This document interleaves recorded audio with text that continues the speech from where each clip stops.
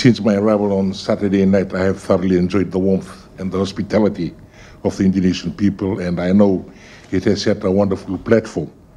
for a meaningful and productive dialogue on water resources this week. Excellency, may I take this opportunity to congratulate you on your successful and exemplary leadership, as I have been following in Indonesia's progress and development over the years, and the transformation has been remarkable under your firm leadership, and we have so much to learn from you.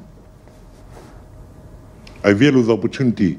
for this courtesy call, which comes at a very important time in the relationship of our two countries as we celebrate 50 years of friendly and enduring bilateral relations this June.